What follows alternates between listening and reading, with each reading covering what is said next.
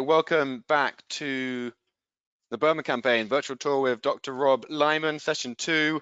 My name is Bertie from Sampan Travel, and Rob is here as well. I will leave you in his hands shortly, but just for those who maybe weren't with us yesterday, I'm going to run through quickly some housekeeping, and then we'll get to it. So, as with yesterday, we're using GoToWebinar software, so you'll realize that you are muted and your webcam is off, but we still want you to get involved as much as possible. So you will see on your dashboard, there is a questions panel. If you click on that, you'll be able to introduce yourself, let us know where you are and your interest in the tour, and of course, put questions to Rob. At the end of the session today, we'll have about 15 minutes Q&A with Rob, and you are also welcome to raise your hand by clicking on the green hand icon on your dashboard. Then turn red and will signify to me that you wish to turn your audio on and put a question directly to Rob. So do feel free to do that at the end of the session if you would like to ask a question to Rob directly. We have already received quite a few questions in advance from some of yourselves and also from some people who watched the recording of session 1 this morning. So we'll try and get through as many questions as possible. And those who have already sent their questions in, I have passed those on to Rob, so he may well just incorporate those into the body of his presentation today. As mentioned, all these sessions are being recorded. You should have all received this morning an email with the recording of session 1. If you haven't seen that, do check your spam box or your junk box. And if you still can't find it, give me a message and I'll try and find that email for you. And every day of this week during the tour, you'll receive the previous day's recording. Due to the software we're using, we have a maximum capacity for the live attendees, and we are at that capacity now.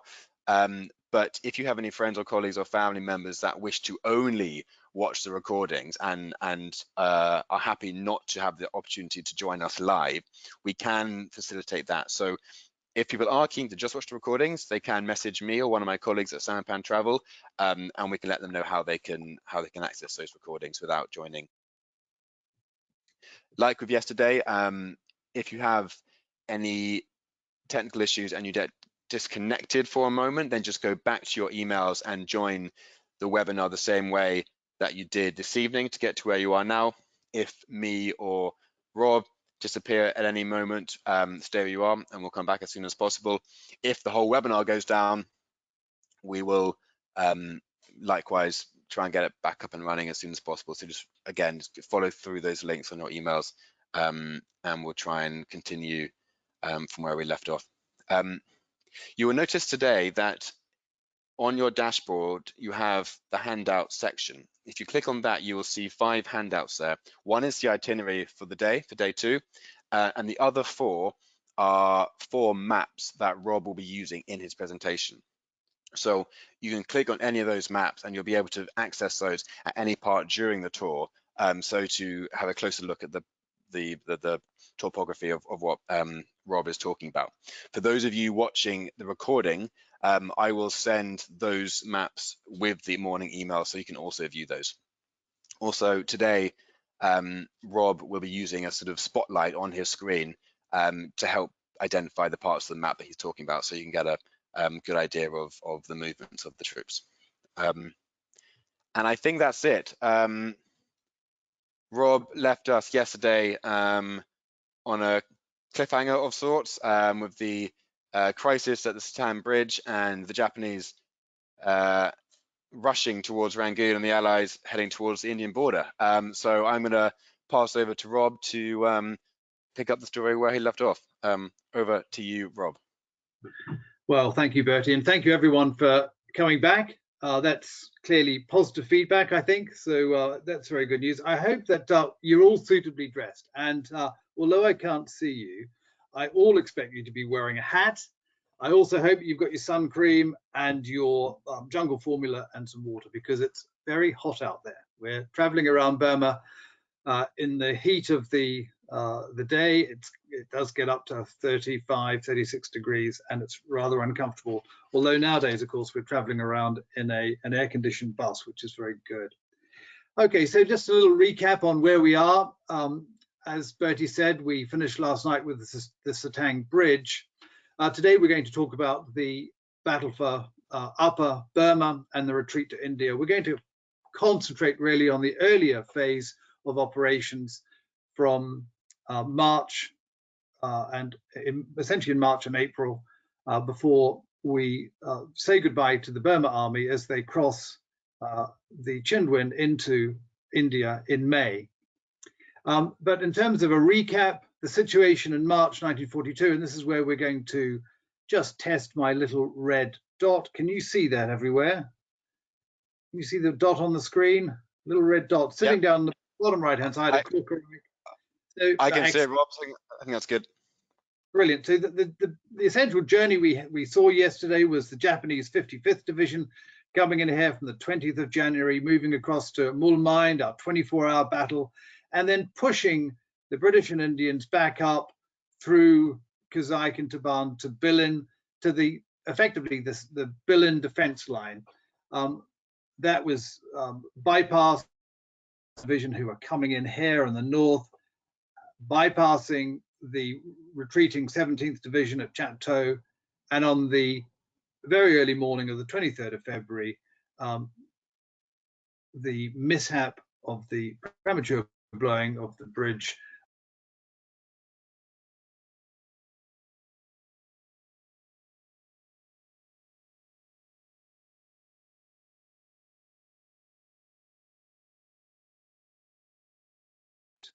and it starts to reconstitute itself. And at this time, reinforcements are actually coming into Rangoon, the last reinforcements that we're going to see. And it's these reinforcements that enable the creation of Burma Corps, enable the creation of Burma, the Burma Army, of which more in a moment, and frankly facilitate the successful retreat of the Burma Army from Burma to India. And I just want to say at the start of today that when we talk about the retreat from Burma, when we're talking about a fighting withdrawal. Retreat sounds very similar to a defeat, but I'm a strong proponent of the argument that says 1942 was a disaster. It was a humiliation. It was an embarrassment. It was a retreat, but it was not a defeat. The Burma Army marched back into India in May 1942 as a constituted military formation under command, and having successfully fought each of the battles that it had to fight during the withdrawal in 1942, the subject of tonight's conversation. And that's really important to be able to understand the context for 1942. Whilst Britain lost Burma as a colony to the Japanese, and whilst the Japanese were successful, we're not talking about the demise of the army, as we saw in Malaya and Singapore at the same time. Burma was unique. The retreat was not a defeat. So just stick that in the back of your mind as we're going through tonight. Plenty of disasters to talk about tonight, but also plenty of successes as well. So I did promise someone that I would mention the 2nd Battalion, the Duke of Boots Regiment, the Duke of Wellington's regiment last night. They were part of late reinforcements into Rangoon in January 1942, and they were rushed forward to the Satang Bridge. But in the confusion that I described last night, they reached the bridge, they crossed the bridge, they had no specific orders to do anything, apart from they were given orders at the bridge to move down to Chateau, which was a mistake. And within 24 hours, the battalion was cut in half. They lost about 300 men, most of their equipment, and so on. And the battalion basically, it was cut in half. It was reconstituted with the 17th Division at war, but it was a fragment of its previous self, all a consequence of the chaos around what should have been a very carefully managed and controlled reserve demolition. Let me just spend a few moments talking about what I would have done. And I asked you last night to step into the shoes of the commanders, into Thomas Hutton's shoes and Jackie Smythe's shoes. and to make a determination yourself as to the best way to defend Burma. I think there's only one real answer.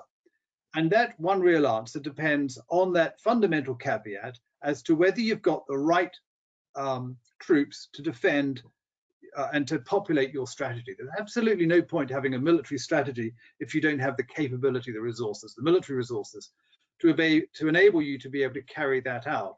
And the real problem in 1942 in Burma, of course, in the Tenasserim strategy, is that there was a plan to fight forward, but the troops, the quality of the troops, the capability of the troops did not exist in order to enable that strategy to be successfully executed. And that's the fundamental problem. So in answer to the question, what would I have done? I agree with Jackie Smythe. He was absolutely right. Thomas Hutton was wrong to fight forward with the forces that he had. Essentially what Thomas Hutton was doing, remember, he was an administrator. He had never commanded a formation at all, let alone in battle. And he was playing with a political strategy. And the political strategy said, it's important that Britain is seen to deploy troops forward. The military strategy, however, was to say, well, if we deploy our troops forward, we're going to be defeated. So the sensible thing would have been to create a very significant series of defensive positions around the Setang, moving up to Toungoo. So you've got the southern Shan states covered, and you've got the top of Tenasserim covered as well. You don't need to fight in Tenasserim to protect Rangoon. Now, that may well have changed the Japanese approach to the invasion. They may well have said, well, we're not going to fight a battle around Setang. We're going to launch an amphibious assault from Mulmine directly across to Rangoon. So you need to bear that in mind in military planning, that although you might determine the best strategy for yourself, the reality is you never really know, unless you've got very good intelligence, what the enemy are going to do. But then again, what you have to do is ensure that you've got some plans to be able to deal with all sorts of eventualities. So in essence, Jackie Smythe was right. He needed to fight the battle around Setang with the very limited resources that he had. And the fact of fighting forward meant that this discombobulation that I described yesterday, fighting back through the Selwyn line, then the Berlin line, and then to the Setang, simply made everyone exhausted and confused and the situation chaotic. And it meant that at the end of the day, Hugh Jones, commander of the 46th Brigade, responsible for the bridge, didn't know what was going on. Neither did Jackie Smythe. Frankly, neither did anyone else. So that hopefully answers that question. Fighting forward was the wrong answer. So here we are. We're in March 1942, and we've got ourselves into a situation where 17th Division has got about 3,500 troops. Smythe is immediately sacked, and his Brigadier General Staff, David Tennant Cowan, ex-commanding officer of the 1st Battalion 6th Gurkha Rifles, is promoted to Major General and given responsibility for reconstituting the division. D.T. Cowan, otherwise known as Punch, is one of the great characters of the Burma campaign, and he remains in command of this famous 17th Indian Division all the way through to the end of the campaign in August 1945. I can answer questions about D.T. Tennant later if anyone wishes.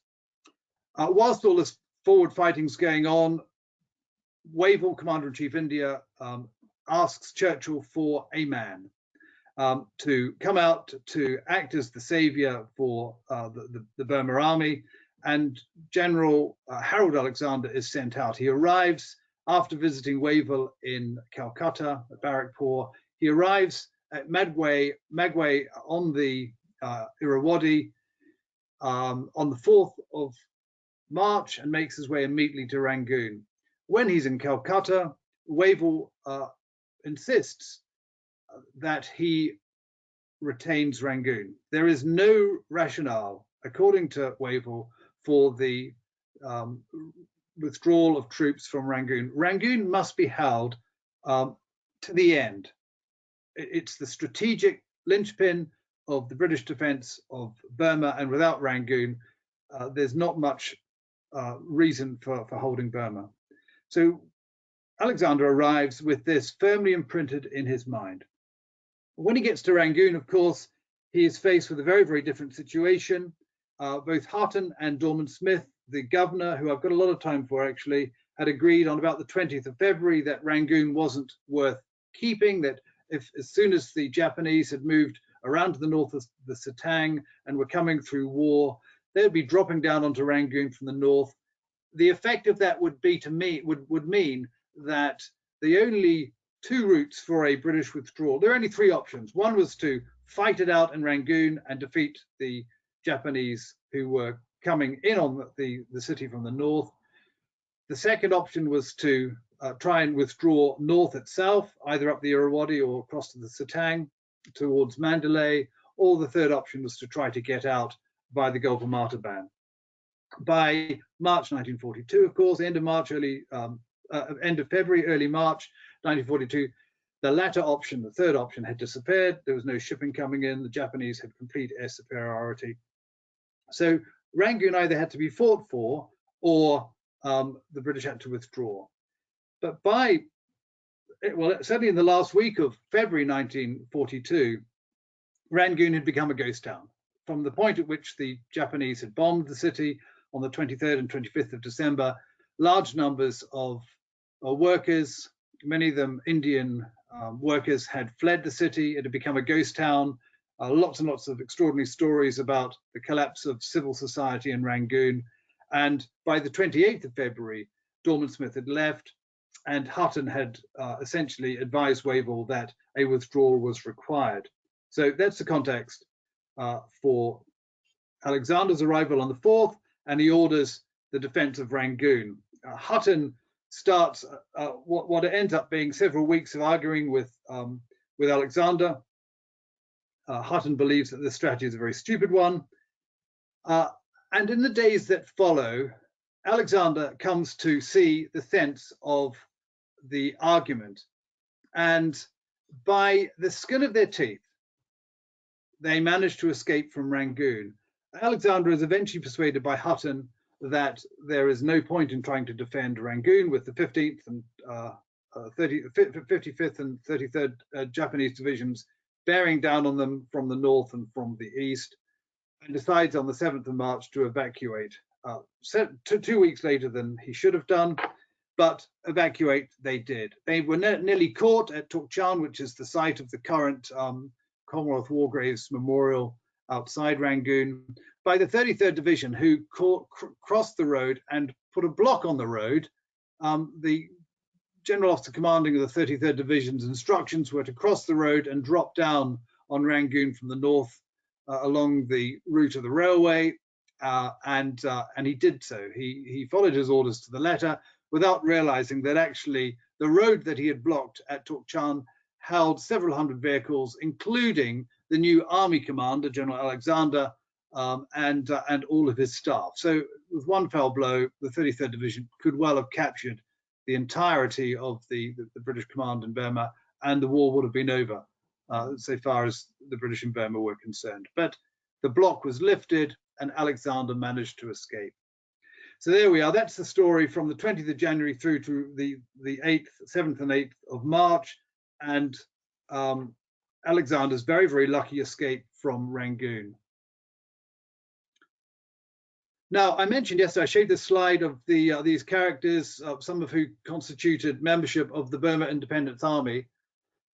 It's very interesting that when I crossed the border on the 20th of January, about 300 members of the newly constituted Burma Independence Army, 30 of whom had been training with the Japanese on Formosa, Taiwan, for about a year, very significant part of current Burmese history, the 30 martyrs.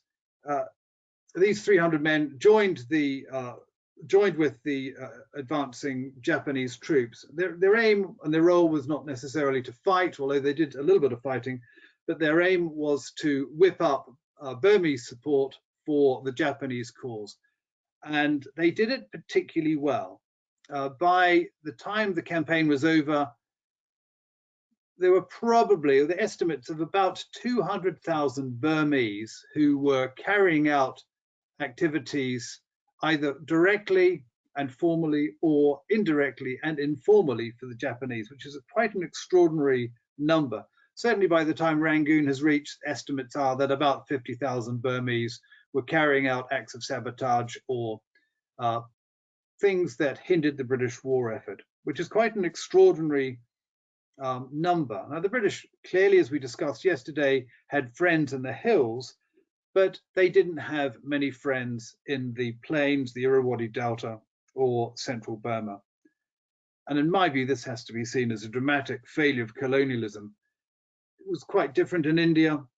Few people in Burma felt any need to fight to protect British control, a different situation that pervaded in India itself. So here we are. That's just a little bit of context. There are many, many reports from soldiers and civilians who were involved in the retreat in 1942 who talk about the activities of the Burmese working against them during the withdrawal to India. Now, here we have our commander's dilemmas. So we've got General Harold Alexander there looking rather cool and comfortable and relaxed about the responsibilities he faces, but he's got lots of questions that he needs to deal with. How on earth is he going to defeat the Japanese? He was instructed by Wavell. He hasn't told Wavell that he's left because he's out of communication. He's withdrawn from Rangoon. How does he defeat the Japanese? Does this mean defending Burma or attacking the Japanese? Is he going to have to move back up the Irrawaddy to Mandalay, or should he withdraw a short way away, reconstitute his forces, and launch a counterattack?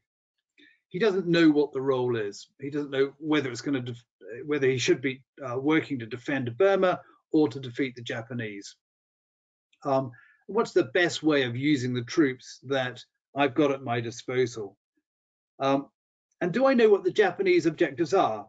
Do I think that maybe Aida is simply going to sit in Rangoon now that he's cut the Burma Road and he's not going to venture forth? So it might be sensible for me to sit somewhere north, 70 or 100 miles north of Rangoon, and create a defense line perhaps, and wait to see what the Japanese does. It's important that in terms of context, that everyone knows that actually at no stage until the 18th of April was Alexander actually given any specific strategic objective for his army from Wavell. So he didn't know whether it was to fight the Japanese, whether it was to defend Burma, or whether it was to withdraw his army back into India. So there's a few dilemmas for our General Alexander. Let's just spend a few moments thinking about the Japanese and the advantage they had, of course. What Alexander didn't know, and what Aida hadn't prepared for, frankly, was the very rapid reinforcement of his troops from troops who had successfully captured Malaya and Singapore in February, up to February 1942. So the 56th and the 18th divisions arrive in Rangoon in short order, which increases the number of men in Aida's army to 50,000. These are all hardened veterans, well-trained, and superb soldiers in every respect. He's also supported by 2 tank regiments. So he's got quite a significant army now in Rangoon. He's got a couple of choices as well. He's not going to sit on his backside in Rangoon and not with 4 strong divisions. He's going to do what he can to take the rest of Burma. So what were Aida's objectives? Well, he had taken Rangoon, and the Burma Road could then be rolled up. So the Burma Road clearly was no longer any use, but in order to be able to complete the job, he could just move up through Burma via Mandalay to Lashio and close it completely. But looking at Burma in more detail, he decided actually that the most important thing he could get out of Burma was its oil. He wasn't particularly worried about defeating the British army. He wasn't particularly worried about Alexander. He thought that what he would do is that he would push his troops north, up the Irrawaddy and up the Setang to Yenangyaung, which were now the primary objective for his forces. And clearly the destruction of Alexander's Burma army would be an advantage, but actually it was subsidiary. He was smart enough to realize that he didn't need to achieve both. If achieving the first objective, which is Yenangyaung, meant that he pushed Alexander north to Mandalay. They could just wither on the vine. The British could just wither on the vine when they were there. He had no particular desire necessarily to cause himself casualties by simply defeating the Burma army. Right, well, here we have some characters. You've already seen, bottom left, our friend General Harold Alexander. Some more characters who were we need to introduce you to tonight in terms of the 1942 campaign. The man in the middle, of course, is General Vinegar Joe Stilwell, Lieutenant General, a man of quite considerable experience of China, a Chinese speaker. He was General Marshall's Chief of Staff of the American Army's advisor to Chiang Kai-shek. He was also Chief of Staff to Chiang Kai-shek, and he was the nominal commander of the Chinese Expeditionary Force to Burma. And we'll talk about the CEF in a moment. The CEF, the Chinese Expeditionary Force, had an actual commander as well, who is top right, General Lo Cho-ying. And the man on the right, top right-hand side, actually top left-hand side of the screen, is one of the most famous, for the British anyway, generals of the campaign, General Sun Li-jen, who had been trained at the Virginia Military Academy and was a considerable support to Slim, as we'll find out later on. And of course, that leaves General Bill Slim on the bottom right of your screen. The bottom left, we've got Harold Alexander arriving in Rangoon on the 4th of March. We've got Slim arriving for a quick reconnaissance and then getting established in Prüm on the 19th of March. They're some of the people who we'll be talking about as we progress through tonight's talk. Of course, these characters, this visual depiction that you have on the screen, is reflective of what I described as command confusion, because it's very, very difficult to work out who's responsible for doing what in Burma. And don't worry too much about this. This is actually from the American history, which is fabulous. But bottom left here, we've got Bill Slim's Burma Corps. We've got next to it the Chinese Expeditionary Force in Burma, commanded nominally by Joe Stilwell, reporting into the Burma Army, commanded by Harold Alexander, who reports into Wavell. The Chinese commander, whilst nominally reporting to Stilwell, actually reports directly to General Chiang Kai-shek, who's the chair of the National Defense Council. And I need just to spend a little moment talking about this, because the Chinese armies in Burma, the 5th and the 6th Chinese armies, and an army is essentially the size of a corps. So we have between 35 and 40,000 Chinese troops who are committed to the fighting in Burma under the command essentially of Harold Alexander, are well-trained, well-organized Chinese troops. In fact, probably the best Chinese troops that Chiang Kai-shek had at the time. But they were a diminishing asset. They'd been fighting the Japanese since 1937. And this asset was very, very important to the Chinese. It was very important personally to the commanders of the armies who were responsible for raising and training and paying for them. And command and control in the Chinese army or in the Chinese government was very, very chaotic's the wrong word. It was very feudal. So the central command and control that you'd expect in a Western army or in a Japanese army didn't exist.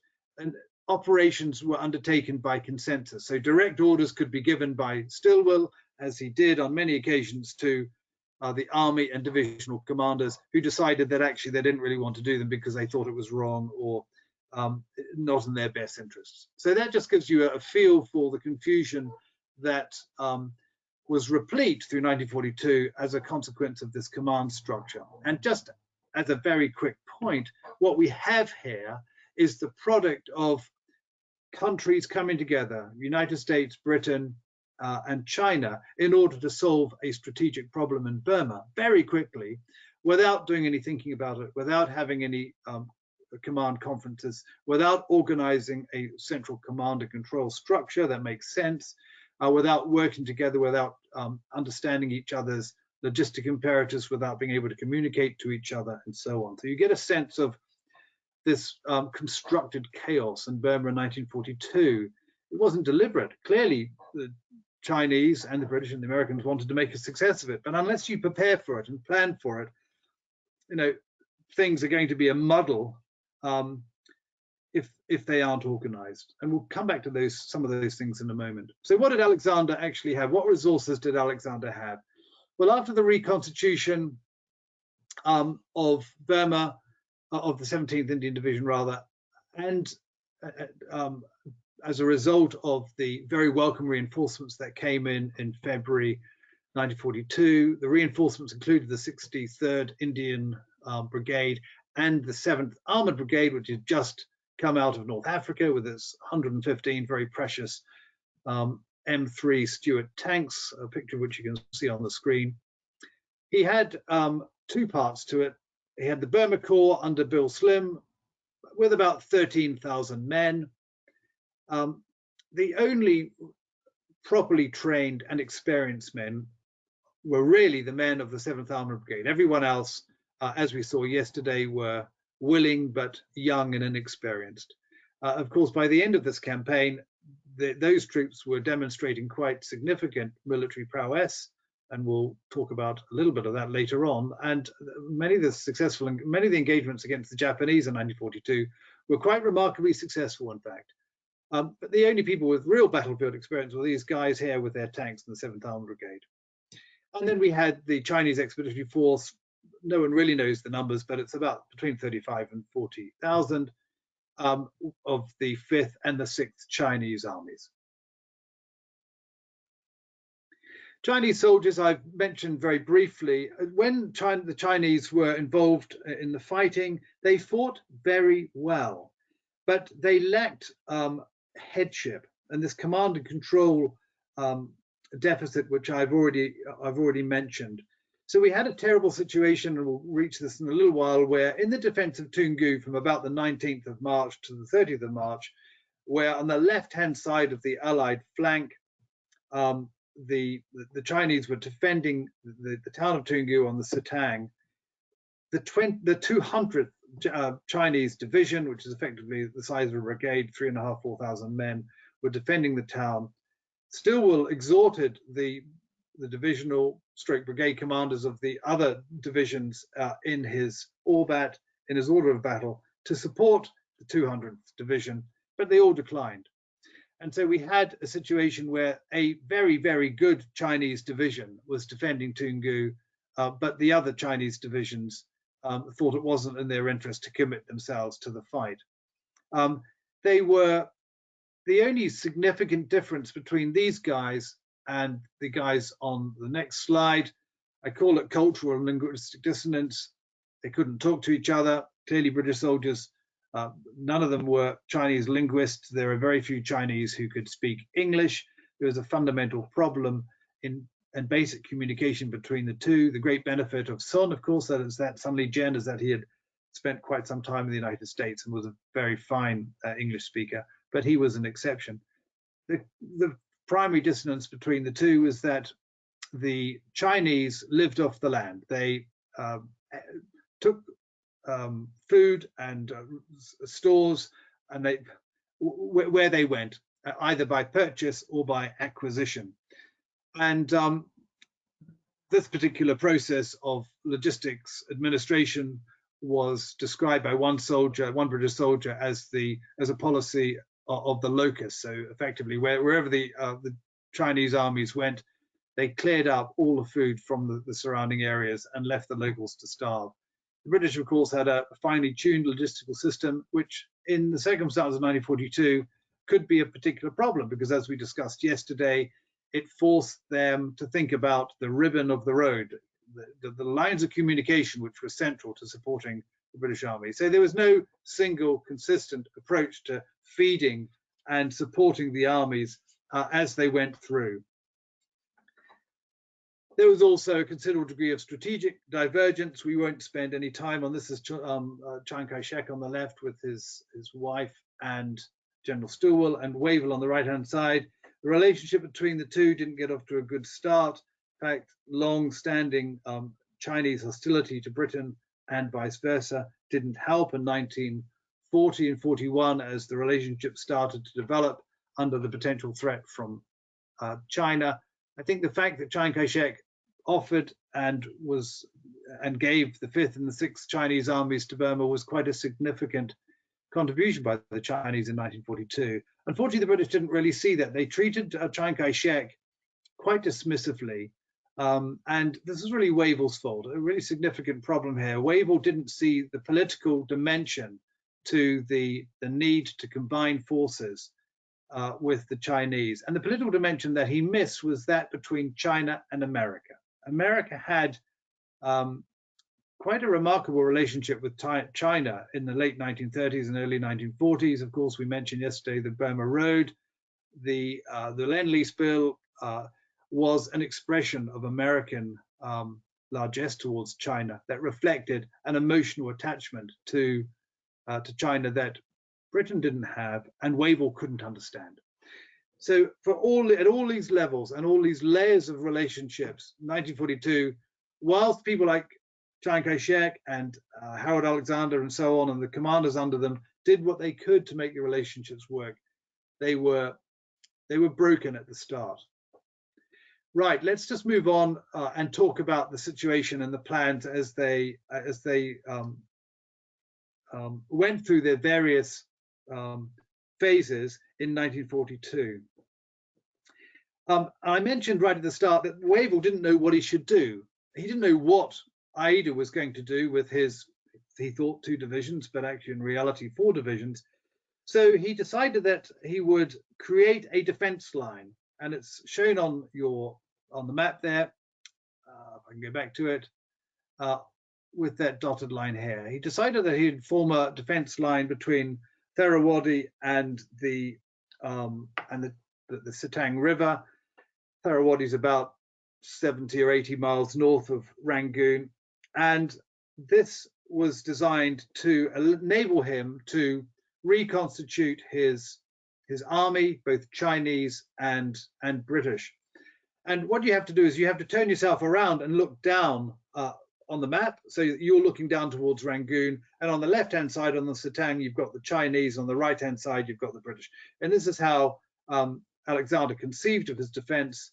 Let's just cover off the Irrawaddy to the Sitang, give ourselves a time for a breather, and wait and see what the Japanese does. The problem was that as soon as he had elaborated the plan, Chiang Kai-shek said, no, I'm not going to allow my Chinese forces any further south than Toungoo.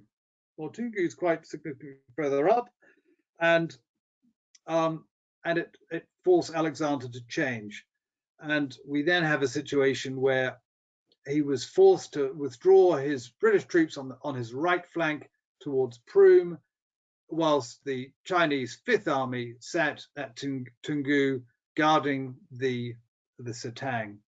So we have essentially defense line 2. And doesn't this remind you of something else? You saw this yesterday with Smythe's view that actually if we have a defense line along the Selwyn, we can do something about preventing the Japanese crossing. And if that doesn't work, then we'll withdraw and we'll have a defense line along the Bilin. This, to be fair, wasn't really Smythe, this was Hutton, but it does reflect the view of the British generals in terms of how they should organize the defense. It was all in terms of linear dispositions, which of course didn't really help in this circumstances that we find ourselves, because immediately between Tharawadi, well actually if we just, yes, from here all the way up, you can follow the map, is a mountainous area called the Pegu Yomar, and it's still there. And there's about 80 miles between both sides, and unless you're dominating the Pegu Yomar, there's no point defending left and right without doing something about the middle. And of course, the Japanese weren't stupid and were able to identify where they needed to put pressure on the British and the Chinese defenses and where they could slip through and infiltrate, because actually infiltrating was something they did very, very well. But here we are, we have in order to withdraw to Prüm, to the second defense line, as I call it, on or between the 13th and the 15th of March. And the other problem is that, of course, on a defense line like this, it's a defense line on paper only, because the British on the right in Prüm, the 1st Burma Division and the 17th Division, couldn't mutually support the Chinese on the left. And they couldn't communicate with the Chinese, so the idea of dominating the Pegu Yuma was fine, but of course it was very, very hard to be able to tell the Chinese what you're doing because communication was so very difficult. There were no radios that communicated between the commands. Everything was dependent on liaison officers. And a real problem for the British soldiers at the time was differentiating. So I'm talking about British soldiers, differentiating Gurkhas from the Chinese and the Japanese. If you're a British soldier in the King's Own Yorkshire Light Infantry, or the Cameronians, or the Gloucesters, or the Duke of Wellington's regiment, they all look the same. And this was a fundamental problem in 1942, differentiating between friend and foe. And there were a number of really tragic blue-on-blue instances where Chinese and Gurkha and Indian troops were fired at by British troops and vice versa. And the Japanese were able very quickly to identify this as a particular problem for the Brits and use this to exploit the divisions on the British side. Now, the problem here in the defense line 2 is that in the battle between the battle for Toungoo, which I mentioned earlier, between the 19th and the 30th of March, the Japanese, for 11 days put an enormous amount of pressure here, where my red dot is at Toungoo, to turn the British left flank. If they could destroy Toungoo and move up the Setang, then Prüm would fall as well. What I haven't mentioned, of course, is that whilst Alexander was thinking about his defense lines, of course, the Japanese were hot on their tails. They didn't spend long in Rangoon. They were determined to put pressure on Alexander and push the Burma army as far north as it could, and place pressure on them wherever it gave. So whilst the Japanese were putting pressure on Toungoo, they were also putting pressure on Prüm. Shuidang is designated also on the map here on the Irrawaddy. There was always a feeling in situations like this that something needs to be done to be able to relieve our allies on the left flank. And Slim felt that he needed to do something to relieve the pressure on Toungoo, so he launched an attack on Shuidang. It wasn't particularly successful. In fact, it was a bit of a disaster because it caused some considerable casualties, and it was undertaken at a time when actually the Japanese were moving around and bypassing the Prüm defenses. Prüm was attacked very strongly, in any case, at the end of March, and the failure of the Chinese 200th Division at Toungoo meant that actually Alexander had to order a withdrawal to the next defense line, which was between Yenangyaung, here we are, all the way up here towards Tongyi. Now, this was again a particular problem because from Prüm upwards, the Japanese worked to hang on to the coattails of the retreating Burma army and didn't give them a moment's respite. Now, this is the central plain of Burma. Anyone who's been there at outside of the monsoon, so anytime between October and May or April, will realize that it's very hot, incredibly hot. There's no water outside of the village wells. The rivers have dried up. It's a hard place to fight.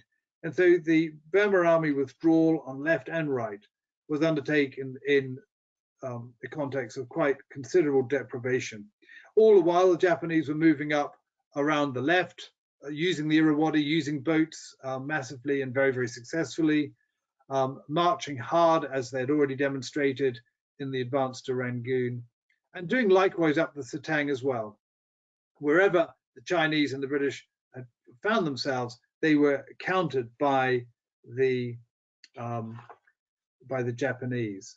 Line 3 was established by the 6th of April, but actually it was during this time when the Burma army was withdrawing to this particular line that the first significant battlefield success in the campaign for the British took place, and this was the Battle of Kokogwa between the 11th and the 14th of April, when the 48th Indian Brigade and All Gurkha Brigade effectively laid an ambush for the entire Japanese vanguard of the 33rd Division and destroyed them at Kokogwa.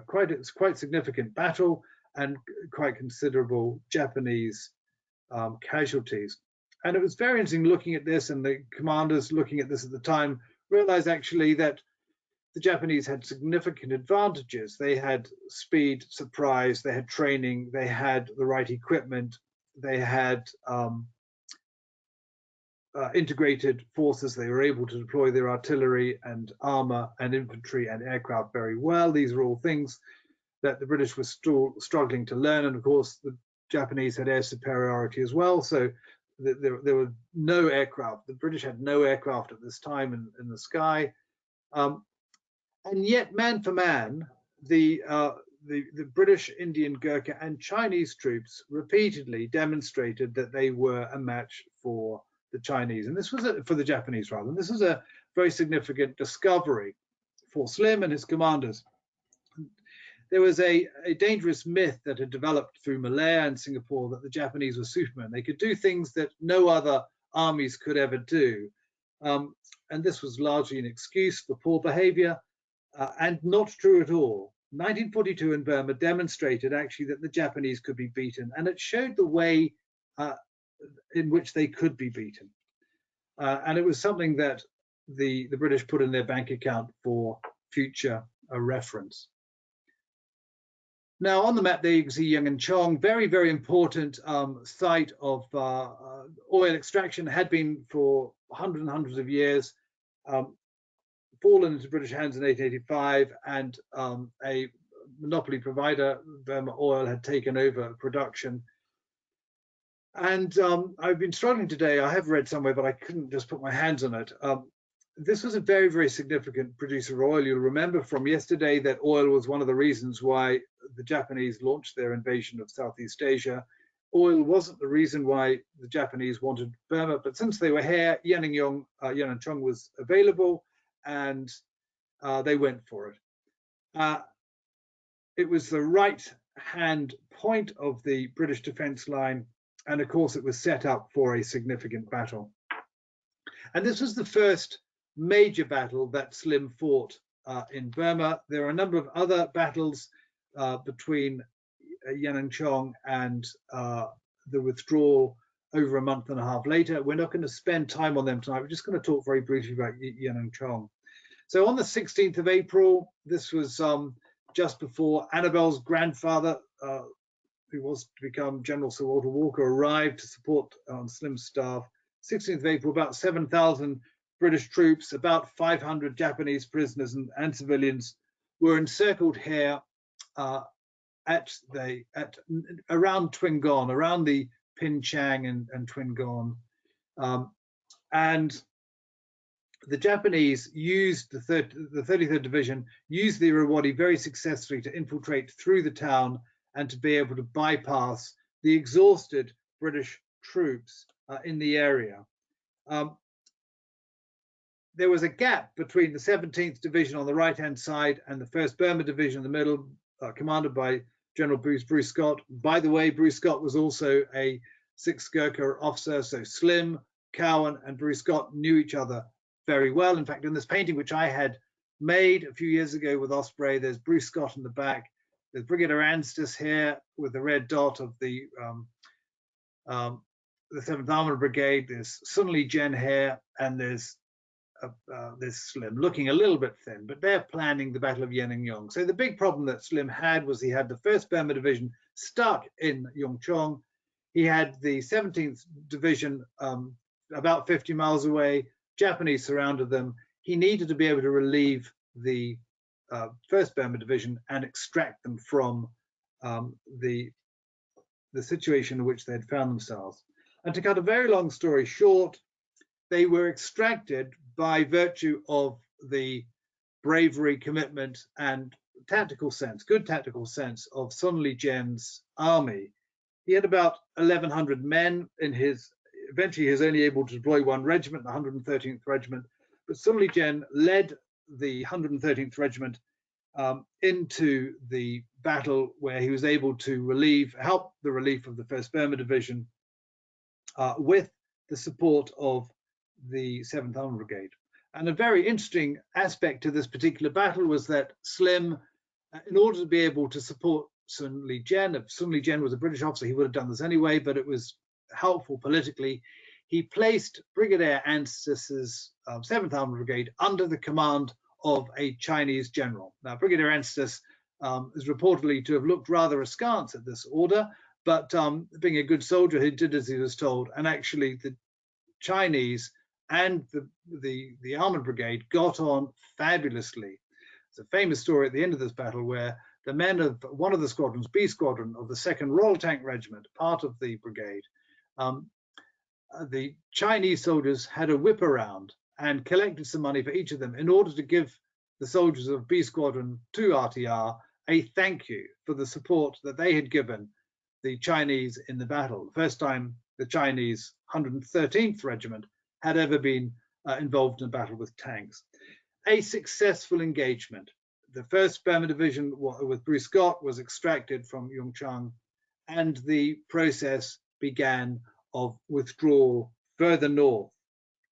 Very successful battle, and quite interesting, completely forgotten, I think, in the historiography of the Burma Campaign, that actually a victory was won at Yenangyaung by the Chinese, a victory that saved the Burma army from destruction.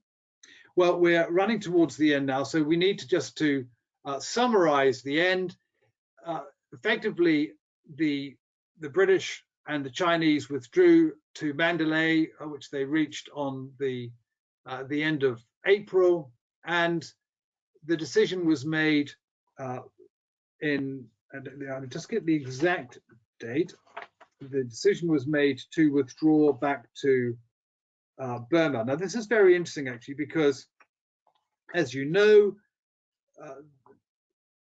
poor old Harold Alexander had been laboring for all the time he'd been in Burma without any explicit instructions as to what he should do. And the decision to, or the point at which he was ordered to withdraw to, or given the opportunity to withdraw to India, didn't come until the 25th of April.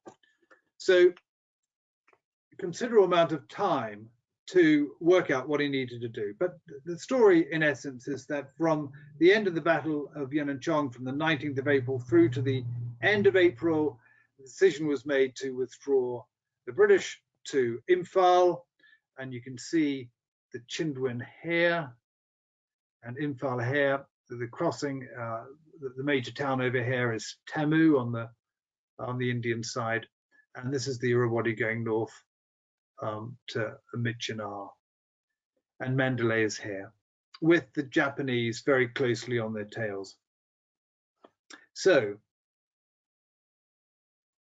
I made the point at the start that the withdrawal, we'll just go back to that slide, the withdrawal was an effective retreat. And you would have seen from what we've discussed tonight, the sort of cataclysmic disaster that led of events that led up to the destruction of the Satang Bridge and the destruction of the 17th Indian Division.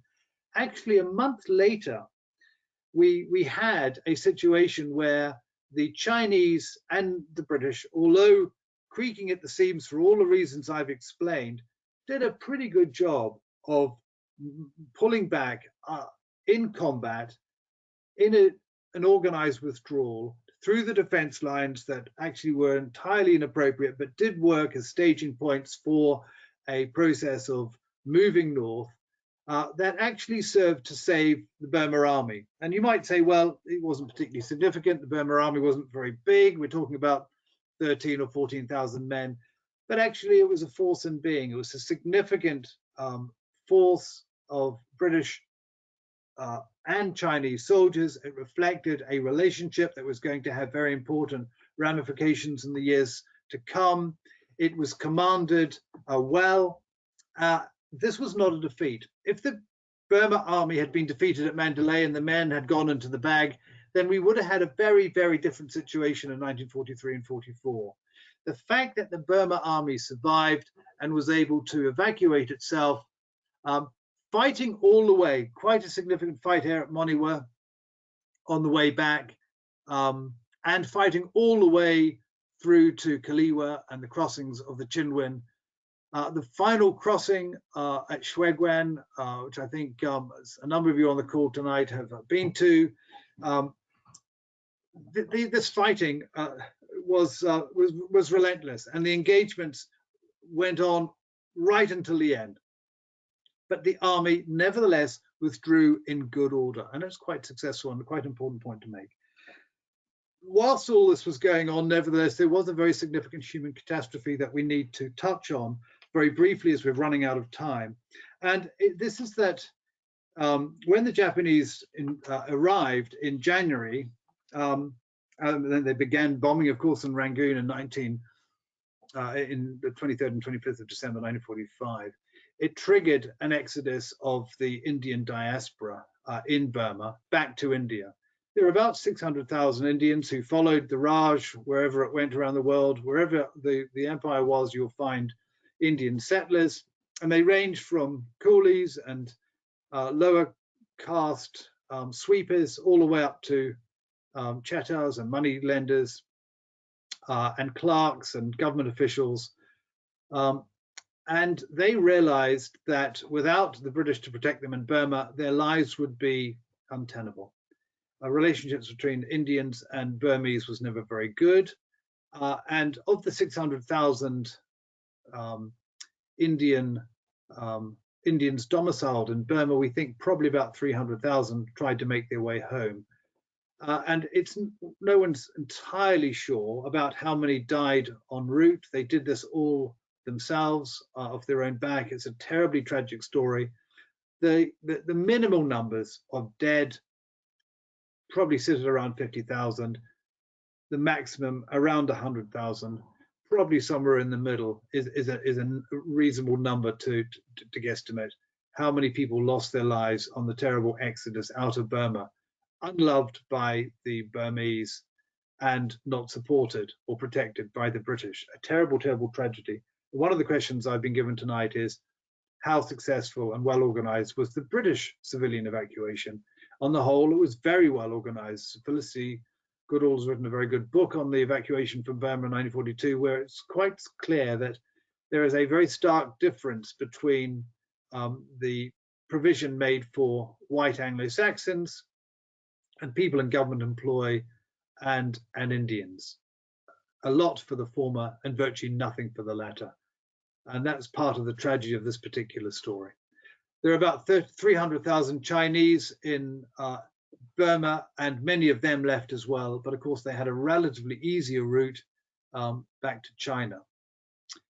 So here we have the timeline of the retreat from the point at which, on the left-hand side, the 15th Division hits the poor old 16th Indian Brigade over at Korkoraik, and then smashes into the 2nd Burma Brigade at Mul Mine, and then rushes up and completes the destruction of the 17th Indian Division at the Satang Bridge, all the way through to the point at which the decision was made on the 25th of April to withdraw the Burma army back to India and to China. Interestingly enough, the 38th Chinese Division under General Sun Li-jen went with Slim into India. The right thing to do militarily, the wrong thing to do politically, because the 38th Division, known as the Salt Guards, Chiang Kai-shek's most well-trained division, unfortunately Chiang Kai-shek then lost confidence in Sun Li-jen. He thought that he had spent too long in America anyway, and he was now under the thumb of the Brits, and he never fully trusted him again.